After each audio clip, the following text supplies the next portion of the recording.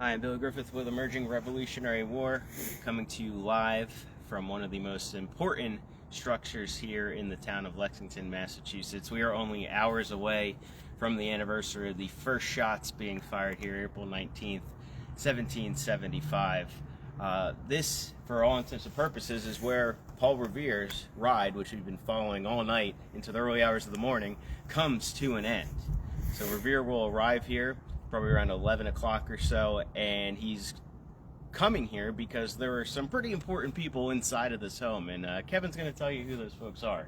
Yeah, absolutely. So we're standing here in front of the Clarke Hancock house, which is, of course, built well before the American Revolution even started, before anybody knew what the revolution was going to be ultimately.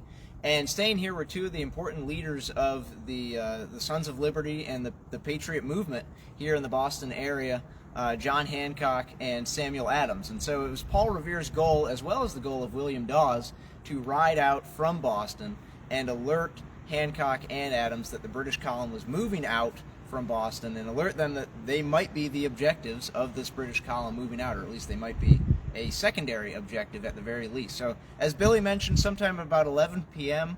or even closer to midnight, the evening of April 18th to the morning of April 19th of 1775, Paul Revere arrived here first, about a half hour before William Dawes. He came up here in a great commotion, shouting what everybody knows he's immortalized as saying, "The regulars are coming out."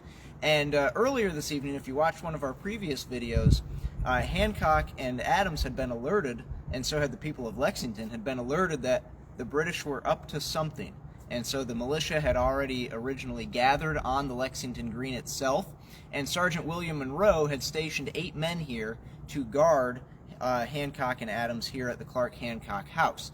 And so as Revere arrived here, he started shouting again, creating all sorts of commotion. William Monroe told him to quiet down, to not wake up any of the occupants of the house, and Revere said something to the effect of, there will be noise soon enough for you, the regulars are coming out." And of course that the word quickly spread to Hancock and Adams as well about what exactly was happening. There's a great exchange as well that went on between John Hancock and Samuel Adams. John Hancock at one point tried to grab his sword and wanted to go out and join some of the militia on the green, and supposedly Samuel Adams told him that today was basically not their day, he said, and he said, "We must save ourselves for the Congress," was how Adams put it. So of course Adams and Hancock would not take any military role in the events of April 19th, 1775.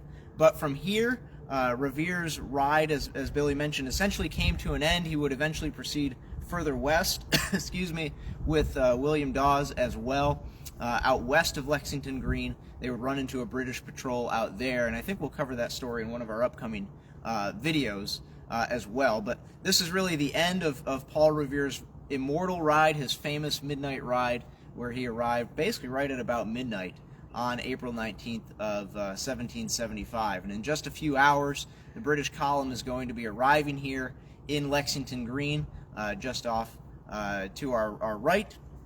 And of course, that's where they are going to come upon and encounter the Lexington militia under the command of Captain John Parker. And that's a story we'll be bringing to you throughout the day of April 19th, 1775 as well. Billy, anything you wanted to add here that I might have forgotten in the early morning hours? Mention this is a very jam-packed house that evening when Paul Revere arrives. Not only are Hancock and Adams here, but as well as the Reverend Jonas Clarke, who owns the property. He's here with his wife, and I think they had some upwards of 10 children that were sleeping here as well. So I think Adams and Hancock were sleeping somewhere, not necessarily in a comfortable bed, but also John Hancock's fiance is here, Dorothy.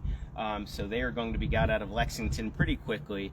But as Kevin says, we have the big bang coming up here in a few hours, when this story from the British side and the American side, their paths are finally going to cross here in the small Lexington Green, and those first shots of the American Revolutionary War will be fired. So please, for those of you who are still awake tuning in, we appreciate you very much. We are all exhausted, but we are going to keep on going until the sun rises, until the sun sets later today.